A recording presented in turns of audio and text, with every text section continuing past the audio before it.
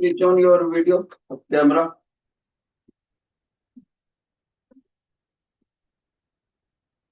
शाबाश बेटे, कंटिन्यू करेंगे। आपको पता है हमारा जो यूनिट है ना, वो है वेव्स कंटिन्यूटी में चल रहा है, वेव्स। ओके, ये वेव्स जो है +1 का मेरे हिसाब से दो ही चैप्टर ज्यादा मुश्किल होते हैं, एक रोटेशनल मोशन और एक वेव्स। तो उनमें से एक है, तो काफी सारे क्वेश्चंस लिखे हुए हैं, तो मैं इसमें से आपको 1 बाय 1 करवाता हूँ।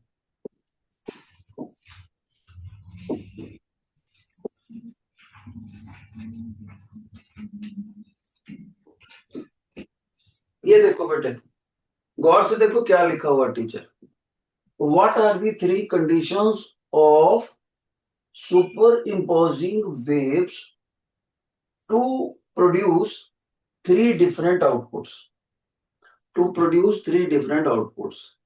ओके, यानी कि ये एक ऐसा क्वेश्चन है, अगर मैं इसके सब क्वेश्चन बनाना चाहूं तो क्या बना सकता हूं? What is superposition principle? Second, what are the three conditions? Third, what are the three sub effects? तो हम जरा इसको लिखते हैं। देखो, पहले टीचर पूछ रहा है what is superposition principal.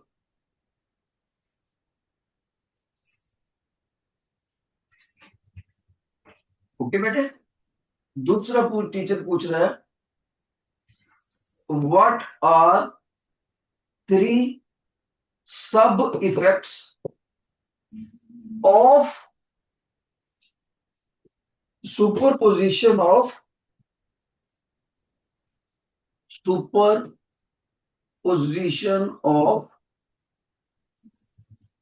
Two waves under different conditions. Under different conditions. बेटे, अगर ये क्वेश्चंस मैंने पेपर में डाला होता तो मैंने दोनों को मिलाकर 5 मार्क्स का या 4 मार्क्स का डाला होता। तो अब हम इनको देखते हैं, और मैं जब कराऊंगा तो बाद में आप फिर से इन क्वेश्चंस को देखना कि क्या आप इसका आंसर दे पा रहे हो या नहीं पा रहे। ओके, देखो बच्चे, नंबर 1, जब भी कोई वेव किसी मीडियम में से ट्रेवल करती है तो मीडियम के पार्टिकल को वाइब्रेशन देके जाती है, SHM देके जाती है, सिंपल हार्मोनिक मोशन, कंपन वाला मोशन देके जाती है। तो मीडियम के पार्टिकल को जो वाइब्रेशन मिली, उसके हिसाब से मीडियम के अंदर एनर्जी स्टोर हो जाती है। Got it?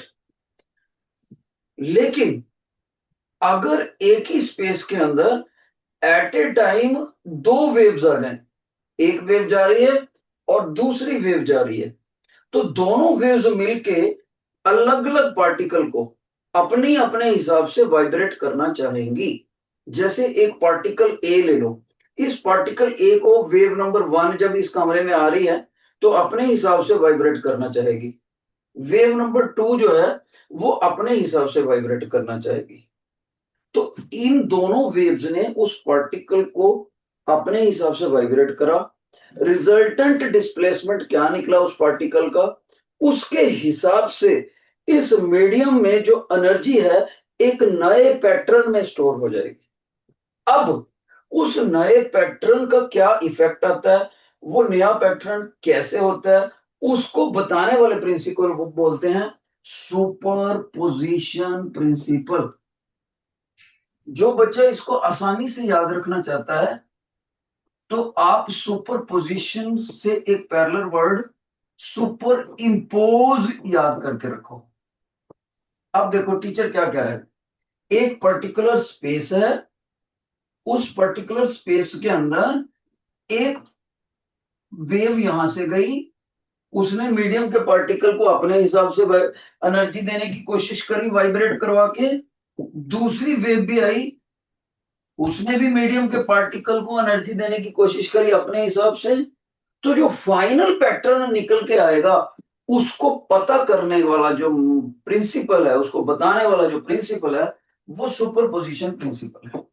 यानी टीचर ने इसका पर्पस बताया। अब सवाल ये पैदा होता है कि ये प्रिंसिपल उस नए पैटर्न को बताता कैसे है? ये कहता है कि ये जो व्हाइट वाली वेव है, मान लो इसने किसी पर्टिकुलर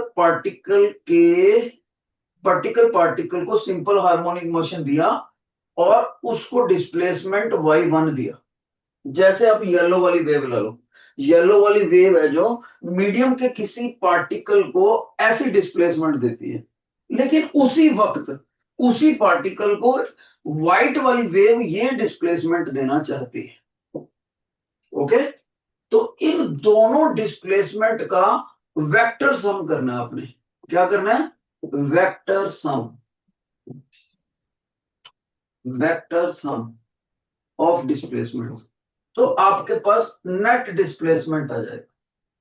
तो जब आपको net displacement of medium particle पता लग जाएगा, तब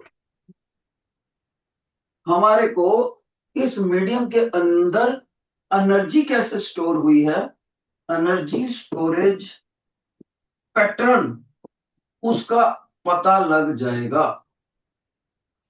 तो net displacement of same medium particle, same medium particle कब? जब एक वेव के ऊपर दूसरी वेव ने सुपर इंपोज करने की कोशिश करी। ओके, तो ये हमें इधर बताएगा। अब पर्पस तो मैं टीचर ने आपको पहले ही बता दिया था पर्पस, लेकिन इस पर्पस को पूरा करने के लिए सुपरपोजिशन प्रिंसिपल कहता है कि आपको डिस्प्लेसमेंट्स का वेक्टर सम करना पड़ेगा। ये जो हो गया सुपरपोजिशन प्रिंसिपल इटसेल्फ हो गया। कम से कम शब्दों में बताने लगा हूं। Superposition principle says that when in a particular space two waves are progressing at the same time, then vector sum of individual displacements given by the two waves to the same medium particle is giving us net displacement of the medium particle. This net displacement once obtained will help us to know how the new pattern is there in which energy is stored in the medium. ये है आपका superposition principle. जिन बच्चों को सिर्फ definition समझ आ गई है, please raise your hand. Please raise your hand अगर डेफिनेशन समझ आ गई। ओके, अब इसके अंदर तीन सब इफेक्ट आते हैं, तीन सब इफेक्ट। ओके, उन सबको मैथमेटिकली डिस्कस करना पड़ता है, लेकिन फिलहाल हम उनके नामों और उनकी कंडीशंस स्टडी करेंगे। तो दूसरा क्वेश्चन जो है ये वाला, उसके ऊपर टीचर बात करने लगे। देखो, टीचर कहता है आप तीन वर्ड्स को याद रखो, डी, वी और एफ। ठीक है, तो आप अब जैसे मेरा नाम है ना धीरज वशिष्ठ है, तो आप कह सकते हो धीरज वशिष्ठ फेकालिटी। तो मेमोरी टूल दे दिया आपको, धीरज वशिष्ठ फेकालिटी। लेकिन यहां पर इसका क्या मतलब? यहां पर डी का मतलब है डायरेक्शन, वी का मतलब है वेलोसिटी, एफ का मतलब है फ्रीक्वेंसी। ओके, अब एक चीज और सुनो। मान लीजिए ये है वेव नंबर 1, जो मैंने आपको अभी फिगर में सिखाई थी। ये वेव नंबर 2 है। ठीक है, अब वेव नंबर 1, ये ऐसे करते हैं, इसको इधर लिखने की बजाय इधर लिख, वेव नंबर 2। तो जो दोनों सुपर इंपोज करी वेव्स, अगर ध्यान से सुना, अगर उनकी डायरेक्शन सेम है, टिक का मतलब टीचर कह रहा है सेम, डायरेक्शन सेम है, उनकी वेलोसिटी सेम है, उनकी फ्रीक्वेंसी सेम है, तब सुपर पोजिशन से जो पहला सब इफेक्ट आएगा उसका नाम है इंटरफेरेंस। इंटरफेरेंस, तीनों ही सेम हो जाए। और कोई ये वर्ड देखो इंग्लिश के इंटरफियर से बना। अगर कोई बच्चा बोले सर ये इसका बताना, इसका एग्जांपल देना, तो मैं कहूंगा बेटे कभी आपने बाथरूम के अंदर गीले सरफेस के ऊपर सरसों का तेल गिरा हुआ देखा है? सर हाँ जी देखा है। तो उसमें एक ब्यूटीफुली कलर्ड पैटर्न बनता है। वो कलर्ड पैटर्न इवन रेनबो से भी बढ़िया होता है, सतरंगी पिंक से भी बढ़िया होता है, मोर के पंखों से भी बड़ा होता है। मस्टर्ड ऑयल की बूंद गिरी हो जमीन के ऊपर तो रंग बिरंगा एक पैटर्न बनता है, गीले सरफेस पर गिरी हो तो वो इंटरफेरेंस की एग्जांपल है। जरूर कई बच्चों ने बाथरूम में ऑब्जर्व करा होगा।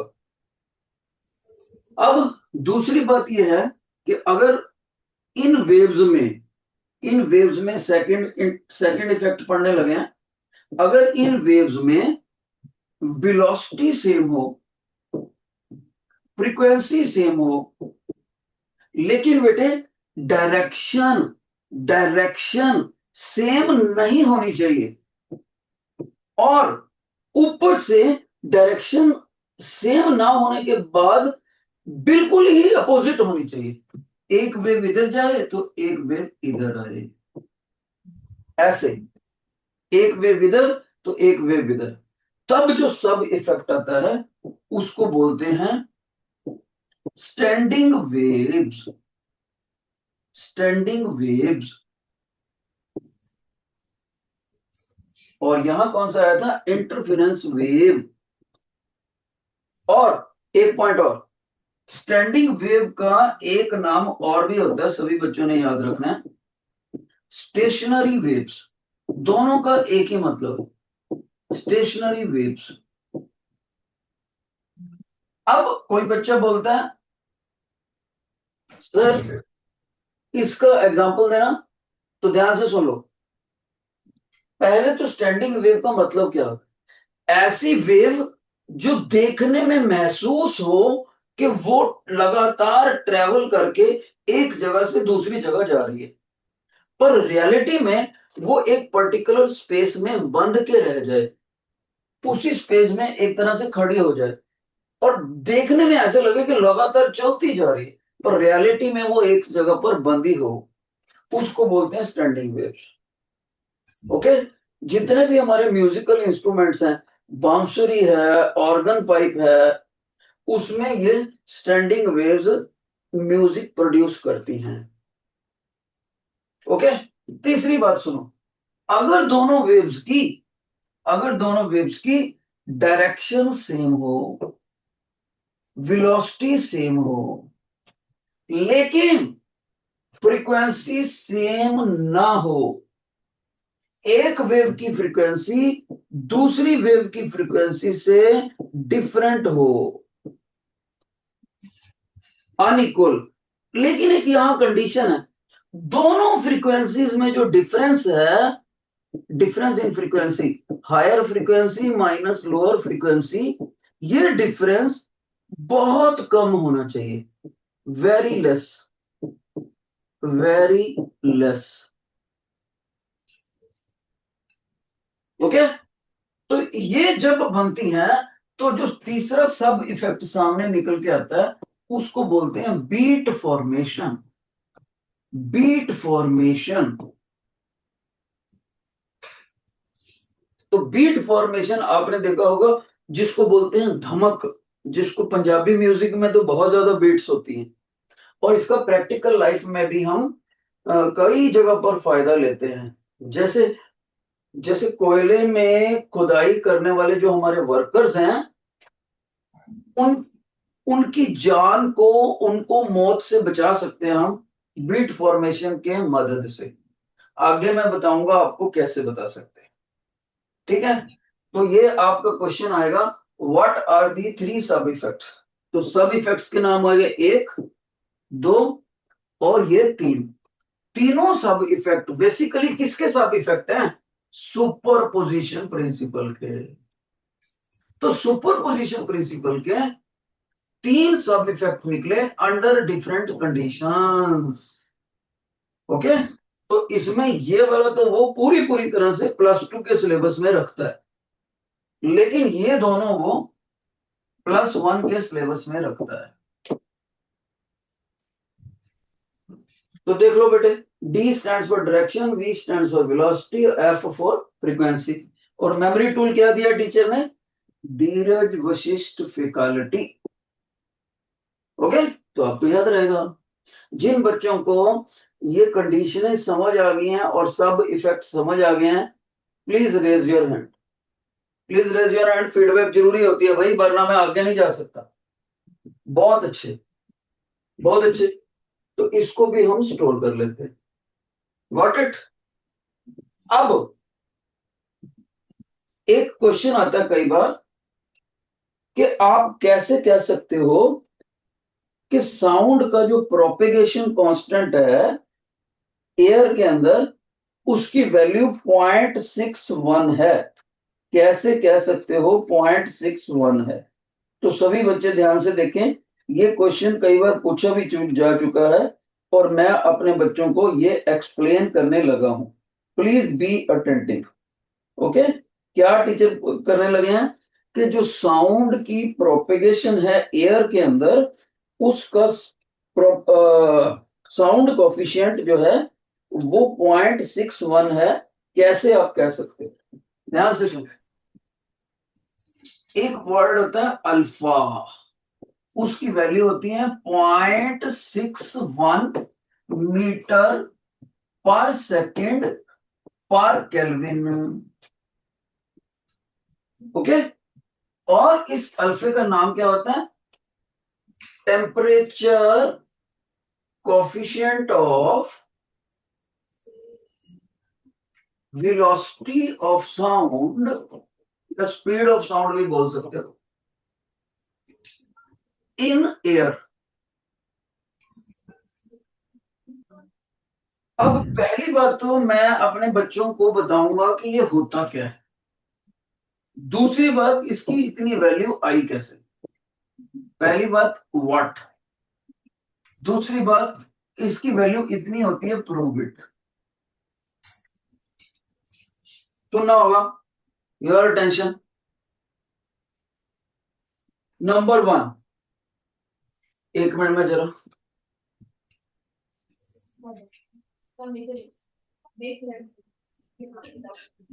देखो बेटे। नंबर 1,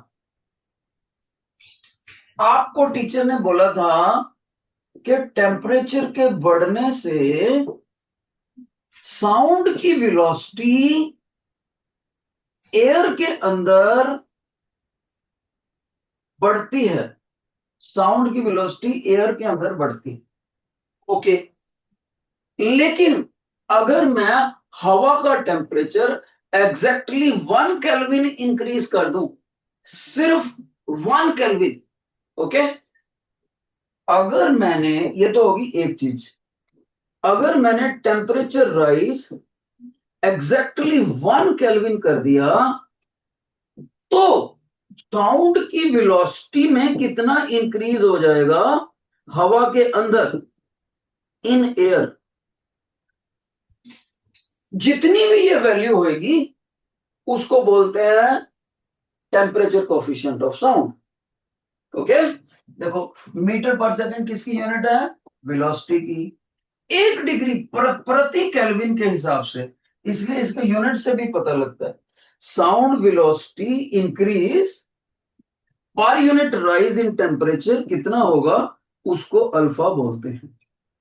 अब अगर मैं इन दोनों चीजों को इंग्लिश में वर्डिंग में आपको बता दूं, तो मैंने आपको व्हाट समझा दिया। बोलने लगा हूं, ध्यान से सुनो। Temperature coefficient of velocity of sound in air means the increase in the speed of sound in air by increasing 1 kelvin temperature of air. हवा का 1 केल्विन टेम्परेचर बढ़ाने से साउंड की वेलोसिटी हवा में कितनी बढ़ जाएगी, उसकी वैल्यू को बोलते हैं टेम्परेचर कोफिशिएंट ऑफ साउंड। जिन बच्चों को डेफिनेशन समझ आ गया, please wave your hand, please raise your hand. Okay, अब हम देखते हैं कि आखिर ये आया कैसे इतना। ध्यान से सुनना सभी बच्चे। बेटे टीचर ने आपको बताया velocity of sound is directly proportional to square root of the temperature, ये बताया लास्ट टाइम। और साथ में ये भी बताया था कि ये टेम्परेचर इन केल्विन होना चाहिए। तो ये क्या है, साउंड वेलोसिटी इन एयर। अब ध्यान से सुना, मान लीजिए मैं अपने बच्चे को बोलता हूं साउंड की वेलोसिटी नोट करो at NTP. NTP normal temperature pressure of air, इसको एसटीपी भी बोल सकते हैं, स्टैंडर्ड टेम्परेचर प्रेशर।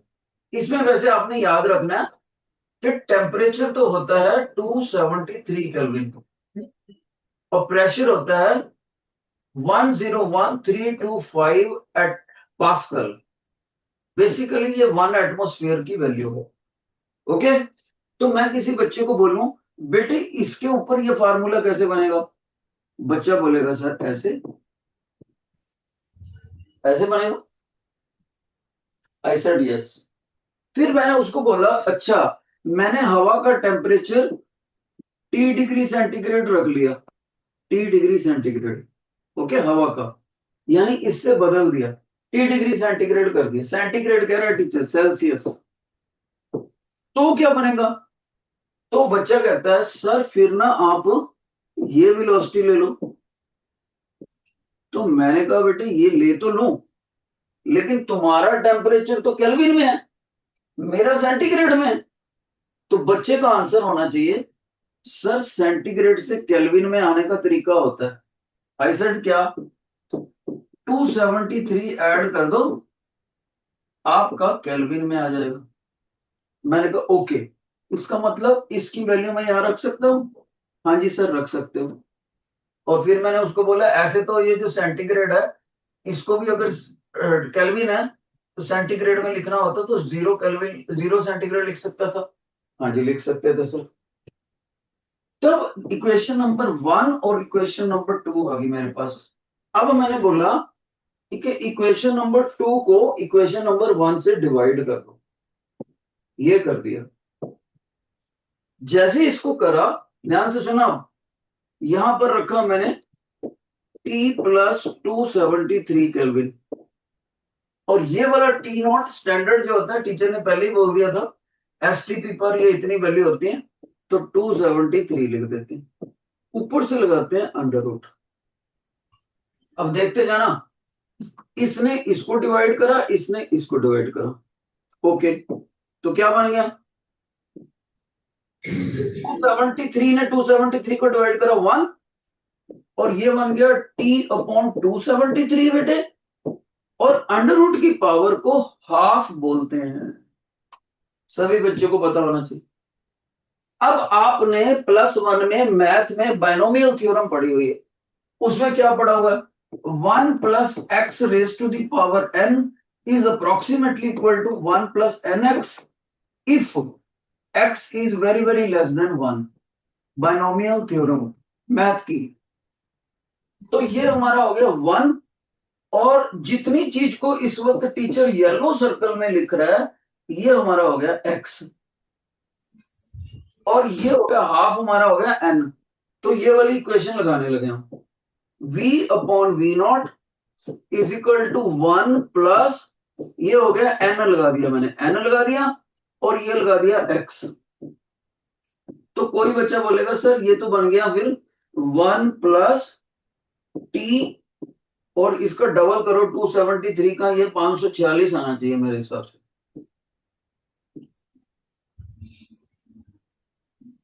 यस आ गया। अब ध्यान से सुना, मैं इस वन को इधर ले जाता हूं, लेफ्ट साइड पे, इधर चला गया, तो v minus V naught minus one equal to T upon 546। उससे अगला स्टेप देखना, अब मैं यहां पर एलसीएम लूंगा। एलसीएम लेने से क्या हो गया, v minus V naught upon V naught is equal to T upon 546। अब देखते जाना ध्यान से, लिंक मत तोड़ना अपनी उसका। मेरे पास स्पेस कम है, मैं ऊपर वाली वो लाइन साफ कर देता हूं। अब देखते जाना बेटे, लिंक मत टूटने देना प्लीज। तो यहां पर हायर वेलोसिटी में से लोअर वेलोसिटी माइनस होगी, तो इसको मैं लिख दिया चेंज इन वेलोसिटी, और नीचे वी नॉट, और ये कितना आ गया, टी अपॉन 546। अब टी को नीचे ले जाऊंगा, वी नॉट को उधर ले जाऊंगा, टी को नीचे वी नॉट को उधर, तो क्या आ गया अगले स्टेप में, change in velocity per unit rise in temperature. देखो, change in velocity per unit rise in temperature, और इसको उधर ले गए, वी नॉट अपॉन 546। लेकिन समझदार बच्चा एकदम से जज कर लेगा, sir change in velocity per unit rise in temperature को ही तो आपने अल्फा बोला था, जब टेम्परेचर को 1 केल्विन से राइज करोगे तो वो अल्फा होगा, कितना साउंड इन वेलोसिटी। मैंने कहा यस, तो इसका मतलब अल्फा हो गया वी नॉट अपॉन 546। अब साउंड की वेलोसिटी एनटीपी पर हवा के अंदर मैंने आपको वैल्यू लिखा रखी है, पहले दिन बताई थी, कितनी सर, 331 मीटर पर सेकेंड। तो जैसे हम इसको डिवाइड करते हैं तो ये बनता है बेटे 0.608, और जिसको अप्रोक्सीमेटली हम बोल सकते हैं 0.61 मीटर पर सेकेंड पर केल्विन।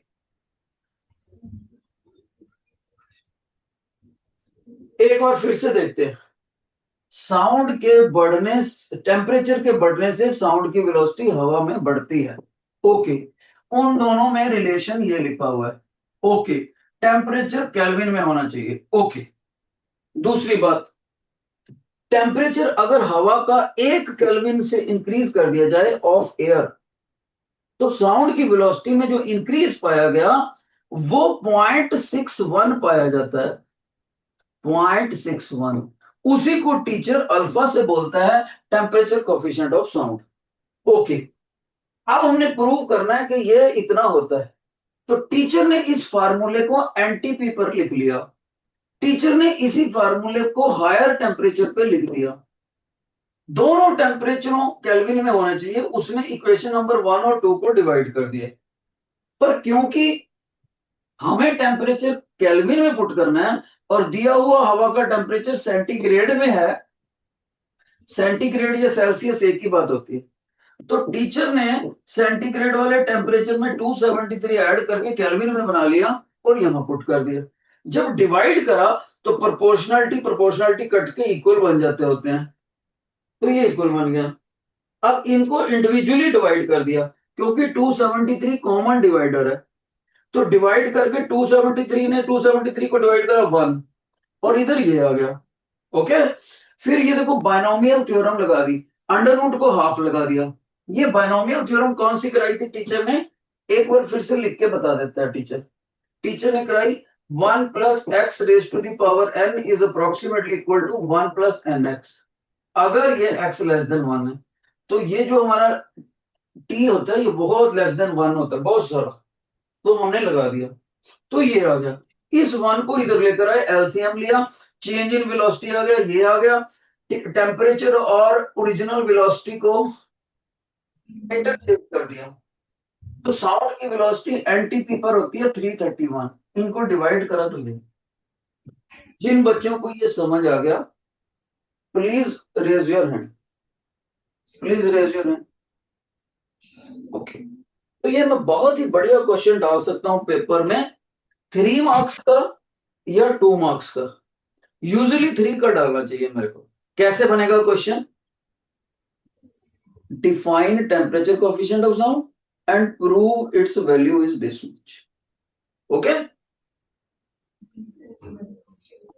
अब हम बात करते हैं, शाबाश, अब हम बात करते हैं बच्चे किसकी, मैं अपने बच्चों को करवाने लगा हूं stationary wave. Okay, stationary wave, right.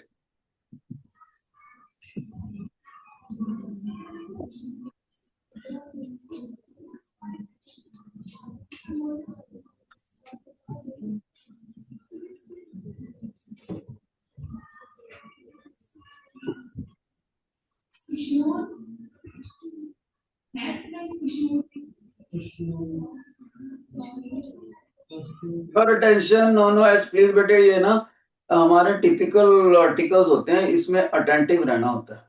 पहली बात, स्टेशनरी वेव करके आर्टिकल आ जाए या स्टैंडिंग वेव करके आर्टिकल आ जाए, दोनों का एक ही मतलब। दूसरी बात, ये एक ऐसी वेव होती है जो पर्टिकुलर स्पेस में बंद के फ्लो करती है, लेकिन देखने वाले को ऐसा लगता है कि लगातार एक जगह से दूसरी जगह जा रही है।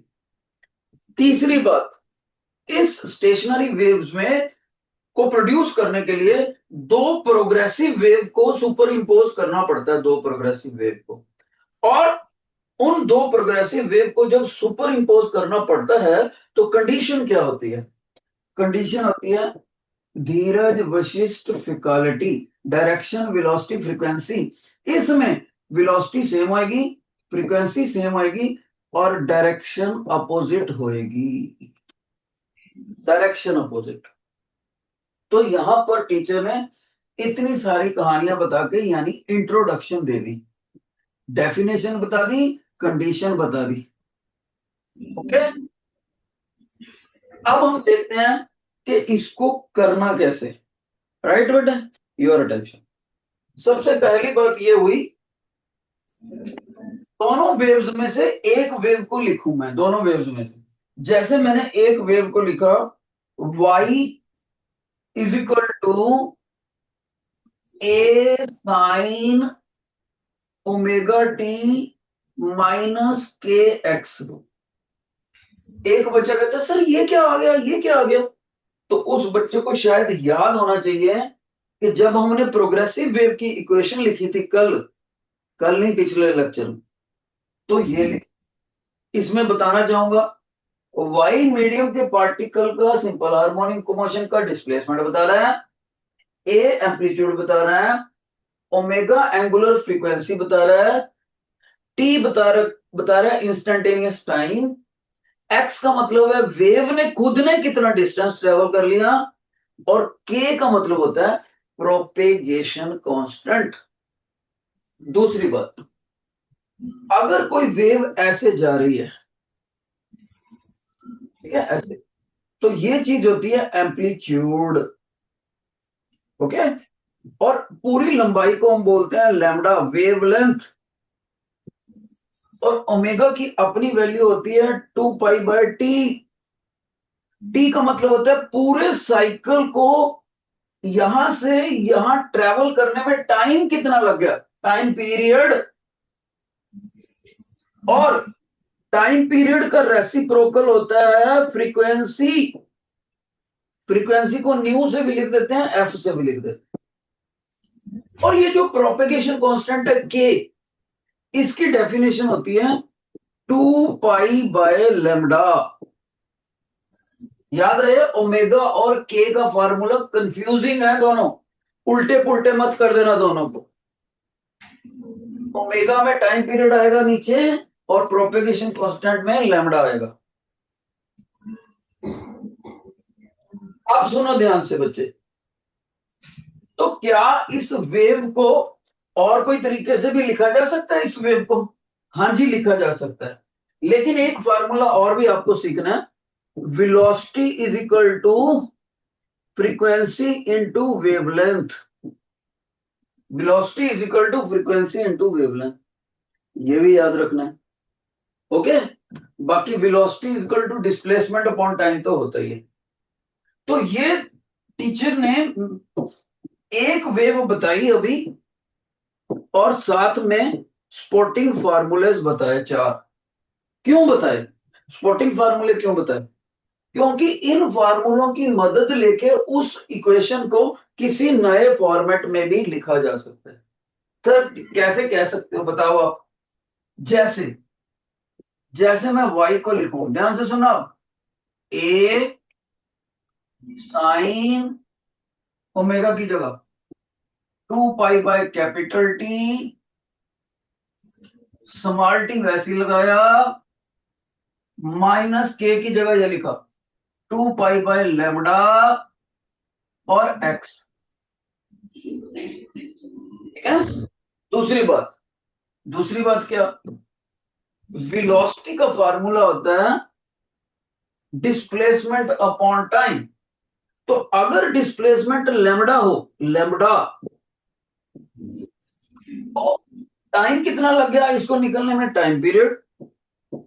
ये देखो, अगर ये समझ नहीं आता तो आप ऐसे समझ लो, फ्रीक्वेंसी की वैल्यू यहां रख दी तो वेलोसिटी कितनी बन गई बेटी, ये बन गया। Got it? यस और नो? तो आपको आना चाहिए हाँ जी सर यस हो गया। एक चीज और देखो, अब इस ग्राफ में आप क्या कॉमन ले सकते हो सर इक्वेशन में, ए साइन 2 पाई कॉमन आ गया बेटे, अब ब्रैकेट में small T upon capital T x upon lambda. Okay, x upon lambda. तो ये भी हमारी एक इक्वेशन होगी। अब कोई बच्चा कहता है सर मैं इसके अंदर से लैम्डा भी कॉमन लेना चाहता हूं, ये क्यों क्यों कर रहा हूं मैं ऐसे? ये प्रोग्रेसिव वेव की डिफरेंट फॉर्मेट्स हैं, आपको सारे याद आने चाहिए कैसे आते हैं, एक दूसरे से कैसे बनाए जा सकते हैं प्रोग्रेसिव वेव। तो अगर लैम्डा बाहर ले लें तो ये बनेगा 2 पाई। एक बच्चा कहता है सर वेट वेट, आप लैम्डा ले ही नहीं सकते कॉमन। आई सेड वेट, क्यों नहीं ले सकता? सर सेकंड टर्म में तो लैम्डा है, फर्स्ट में तो है ही नहीं। मैंने कहा फिर भी लेके दिखाता हूं, देखो ऐसे लैम्डा कॉमन लिया, small T into lambda upon capital T minus x, करली ब्रैकेट बंद, मेन ब्रैकेट बंद। सर कैसे ले लिया आपने? मैंने कहा इस ब्रैकेट को ओपन करके देखो, ओपन करोगे तो लैम्डा से लैम्डा कट, यही बचेगा, और एक्स के नीचे लैम्डा जाएगा, वही बचेगा। हाँ जी सर ठीक है ठीक है। लेकिन ये करा क्यों? इसलिए करा, ध्यान से सुनना, इसलिए करा ताकि लैम्डा अपॉन टाइम को वेलोसिटी लिखा जा सके। तो y is equal to A sine square bracket 2 pi by lambda sub bracket, ये वेलोसिटी लिख दी, ये इंस्टेंटेनियस टाइम लिख दिया, और ये लिख दिया वेव ने कितना डिस्टेंस कवर करा x। ये जो लास्ट में मैंने फॉर्मेट बनाया प्रोग्रेसिव वेव का, ये बहुत ज्यादा पॉपुलर फॉर्मेट है। अगर इसको पूरे स्टैंडर्ड फॉर्म में लिखे हैं तो हम ब्रैकेट खोल के लिख सकते हैं, चाहो तो ऐसे लिख दो। लेकिन जो ज्यादा पॉपुलर है बुक्स में साइंटिस्टों की नजर में, वो ये है। एक्चुअली में मैंने इस ब्रैकेट को ओपन कर दिया अंदर, ये प्रोग्रेसिव वेव का ग्राफ है, ध्यान से सुनना। ये प्रोग्रेसिव वेव की इक्वेशन तब होती है जब इक्वेशन लेफ्ट से राइट की तरफ जाए। अगर मैंने प्रोग्रेसिव वेव ऐसे लिखनी हो जो राइट से लेफ्ट में आए, तो इस माइनस साइन को प्लस बनाना पड़ेगा। ये कौन सा स्टैंडर्ड फॉर्मेट है? Left to right. इसका मतलब मैं ये कहता हूं, ध्यान से सुनना, ये वाली वेव जा रही है लेफ्ट टू राइट। अब जो वेव इधर को वापिस आ रही है, मैं उसको बनाता हूं, ये हम कह सकते हैं टुवर्ड, लेफ्ट से चली, लेफ्ट से चली, लेफ्ट से चली, लेफ्ट से चली, लेफ्ट से चली, लेफ्ट से चली।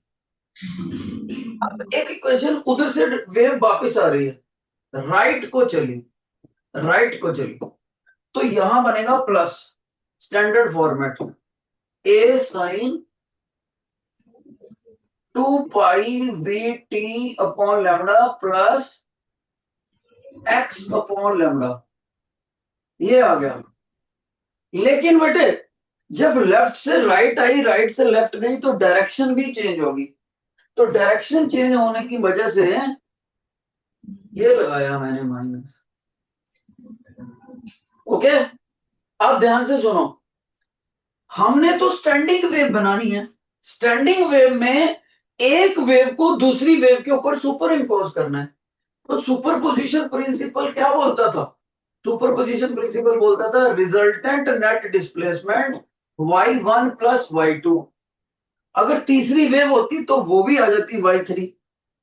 अब हमारे पास तो दो ही वेव हैं, तो इस सुपर पोजिशन प्रिंसिपल को हम लगाने लगे हैं। वाई नेट कितना, जो लेफ्ट से राइट की तरफ जाए प्लस जो राइट से लेफ्ट की तरफ, लेफ्ट से राइट की तरफ जाए,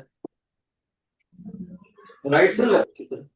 तो जैसे मैं इन दोनों वेव्स को, एक ये वेव एक फॉर्मेट और एक ये फॉर्मेट, दोनों को आपस में मिक्स करूंगा, तो ये स्टार्टिंग कंडीशन पूरी होगी। देखो, velocity same, frequency same, direction opposite.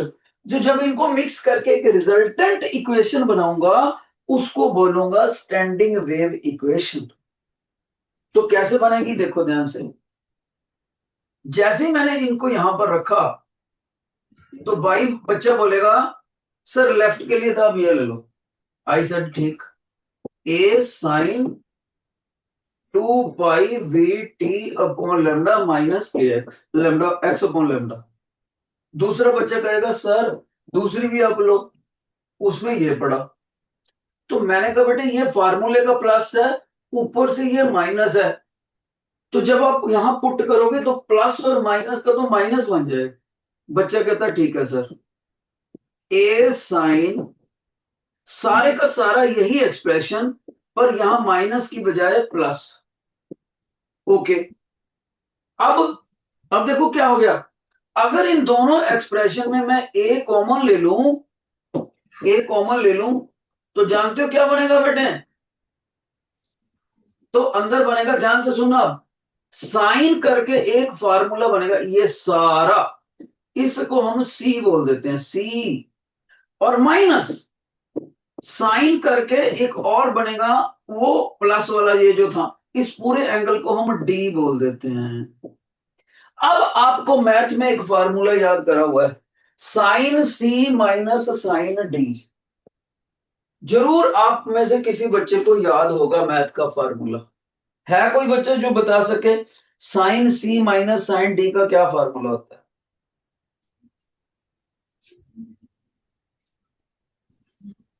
देखो टीचर कह रहा है जरूर आपको याद होगा, और स्कूल में कोई बोल ही नहीं रहा। साइन सी माइनस साइन डी का क्या फार्मूला होता है? Any body? जी,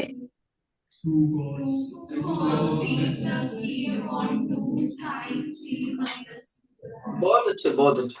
तो जो भी आपका वो फार्मूला है, जब हम उसको लगाते हैं, सारा मैथ का सिंप्लीफाई करके हमारे पास ये एक्सप्रेशन आ जाता है, -2a cos kVt sin kx। ये बन गया आपका किसका एक्सप्रेशन? बन जाएगा स्टैंडिंग वेव का। स्टैंडिंग, जिन बच्चों को ये समझ आ गया, देखो मैं, अगर मेरे पास स्पेस होती तो साइन डी और सी का फार्मूला मैं प्रॉपर लिख के बताता, पर आपको ऑलरेडी आता है, मेरे को खुशी की बात है कि बच्चों ने बताया, तो आप लगा सकते हो। तो ये एक्सप्रेशन आ गया, इसको के का मतलब वही है, प्रोपेगेशन कांस्टेंट। ओके, तो यहां से आपको ये स्टेशनरी वेव का एक्सप्रेशन समझ आ गया। अगर आपको ये बाकी समझ आ गया, please raise your hand, please raise your hand बेटे। ये टिपिकल आर्टिकल होते हैं, इतने दूर से पढ़ाने मुश्किल होते हैं। देखो कितना मैथमेटिकल जो है। थे एक्स ना 2 पाई ना वही। हाँ जी, बोल बोलो। बोल रहे हैं। सुना पूछो। बोलो बोलो।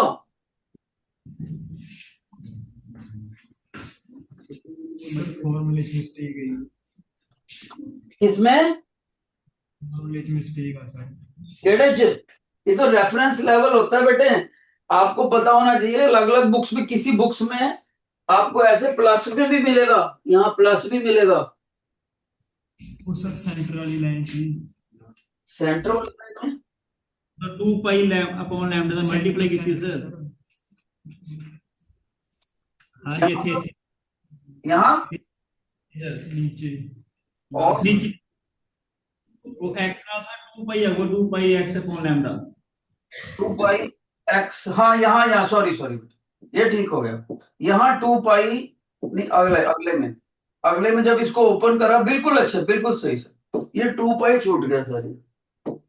ठीक है, तो उम्मीद करता हूँ ये आप सेट कर लोगे। ठीक है, तो बाकी है, ठीक है बेटे। वो 2 पाई, इतनी सारी चीजें होती है ना, तो असली में आपको बताऊं मैं क्या बात होती है। आप अगर अपनी कॉपी को ऐसे पढ़ोगे, ऐसे इतना नजदीक, हमारे लिए भी वैसे ही होता है बोर्ड, तो थोड़ा बहुत एक आधा सिंबल छूट जाता है कई बार। एनी हाउ, सर हैं, कैच करें। तो आपको ये समझ आ गया, गुड जॉब। अब हम एक बात करते हैं, तो बोलते हैं बीट फॉर्मेशन। बीट फॉर्मेशन, ठीक है, उसको स्टडी करते हैं। ध्यान से सुनना, पहले मैं आपको बीट के बारे में जनरल इंट्रोडक्शन देता हूं।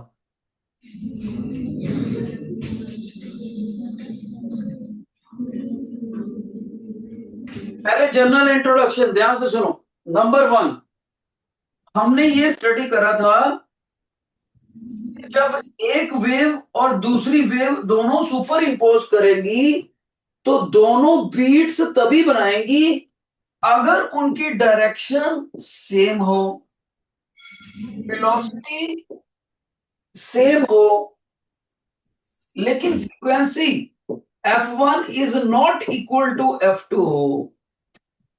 लेकिन एक और भी कंडीशन बताई थी टीचर ने, दोनों फ्रीक्वेंसीज में जो डिफरेंस है वो क्वाइट लेस होना चाहिए।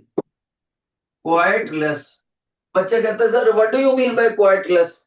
क्वाइट लेस का मतलब जैसे एक फ्रीक्वेंसी हो 50 हर्ट्ज की, दूसरी फ्रीक्वेंसी 45 की हो सकती है, 44 की, 48 की, 49 की, 48 की, 47 की। मतलब अगर एक 50 है ना, दूसरी 44 से नीचे नहीं जाएगी प्रैक्टिकली। ओके, तो थोड़ा सा डिफरेंस होना चाहिए पहली बार। ये थी हमारी कंडीशन, बीट्स। दूसरी बात, दूसरी बात सुन लेना बेटे। जो एक बीट होती है खुद से, सिंगल बीट क्या होती है? Single beat, single beat, single beat का मतलब होता है one loud sound plus one faint sound. एक ऊंची आवाज और एक मध्यम आवाज। एक्चुअली में ये अपने आप को अल्टरनेटिवली रिपीट करती हैं। Loud sound weak sound, loud sound weak sound, loud sound faint sound, loud sound faint sound. तो जब लाउड साउंड के बाद फॉलोइंग फेंट साउंड आ जाए, तो इन दोनों को मिलाकर वन बीट बोलते हैं। म्यूजिक में धमक आती है तब तक। और एक चीज, यहां पर आपको एक और बात पता होनी चाहिए, बीट फ्रीक्वेंसी। बीट फ्रीक्वेंसी, तो जब मैं एक्सप्रेशन कराऊंगा आपको मेन अगला, तो उसमें मैं बता दूंगा कि बीट फ्रीक्वेंसी, जिसका मीनिंग होता है number of beats per second. अगर एक बीट इतनी है, तो इतनी बीट्स एक सेकंड के अंदर अंदर कितनी पूरी होगी? एक सेकंड के अंदर how many such single beats are covered, उसको बोलते हैं beat frequency. Number of beats per second.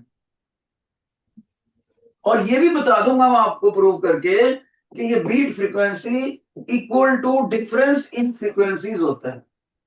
Difference in frequency, दोनों में से एक फ्रीक्वेंसी हायर होगी एक लोअर। जैसे टीचर कह रहा था एक 50 हर्ट्ज की एक 44 की, एग्जांपल ले रहे थे वो हम।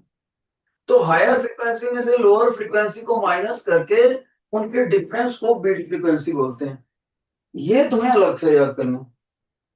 अब मेन आर्टिकल में घुसने से पहले मैं आपको इसकी प्रैक्टिकल लाइफ में यूटिलिटी बता दूं। एक तो है ही है यूटिलिटी, जितनी भी म्यूजिक होता है, डांस म्यूजिक में धमक होनी चाहिए, बीट्स होनी चाहिए। तो उसमें तो बीट है ही है, वो तो हो गया एंटरटेनमेंट पॉइंट ऑफ व्यू से। प्रैक्टिकल लाइफ में मैं बताऊं, जो कोल माइन वर्कर्स होते हैं, कोल माइन वर्कर्स हमारे देश में कहां पर कराते हैं? धनबाद में। धनबाद, वहां से कोयला निकलता है और रेलगाड़ियों में भर के अलग अलग शहरों में पहुंचाते हैं।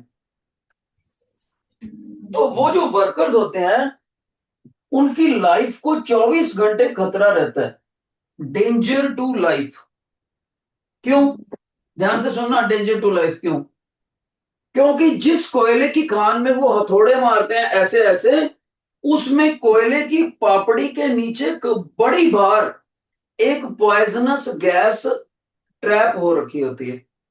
उस पॉइजनस गैस का नाम है मीथेन। और भी हो सकती हैं लेकिन मीथेन मेन होती है। तो जैसे ही वर्कर ने हथौड़ा मारा, मीथेन गैस निकली, उसके सांस के द्वारा अंदर गई और उसकी डेथ। तो ऐसे तो हमारे वर्कर मर जाएंगे बहुत ज्यादा, लेकिन कोयला भी निकालना है और वर्कर भी बचाने हैं। तो हम क्या करते हैं, ध्यान से सुनो। दो काम करते हैं। पहला तो हम उन लड़कों को, जितने भी अंदर काम करते हैं मजदूर लोग, उनको हम एक एक हेलमेट देते हैं जो कि चारकोल का बना होता है। चारकोल का, चारकोल की खूबी ये होती है कि अगर एकदम से मीथेन मुंह की तरफ आए भी, तो उसकी बहुत सारी अमाउंट गैस की ये चारकोल अपने अंदर एब्जॉर्ब कर लेता है, सांस में कम जाएगी गैस, यानी उस मजदूर को शायद बचाया जा सके। दूसरी बात, दूसरी बात जो इंपॉर्टेंट है, ये सुन लेना ध्यान से। जिस जिस खान के अंदर हम खुदाई करते हैं, लड़के हमारे लेबरर्स, उस खान के अंदर हम दो स्पीकर रखते हैं, दो स्पीकर। एक स्पीकर यहां रखा, वो लगातार एक पर्टिकुलर फ्रीक्वेंसी निकालता रहेगा, गू ऐसे। और दूसरा, इसकी फ्रीक्वेंसी मान लो F1 है।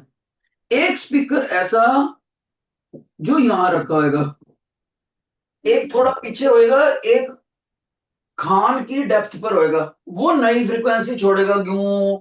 इन दोनों फ्रीक्वेंसीज के डिफरेंस की वजह से एक पर्टिकुलर बीट फ्रीक्वेंसी निकलेगी।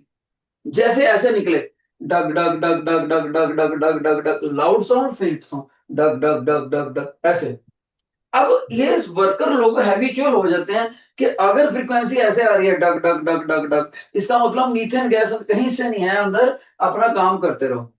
मान लीजिए अचानक मीथेन गैस आ गई, मीथेन, एक लड़के ने हथौड़ा मारा, उसमें से मीथेन गैस निकली, तो हमने इस स्पीकर के साथ एक डिटेक्टर लगाया होता है।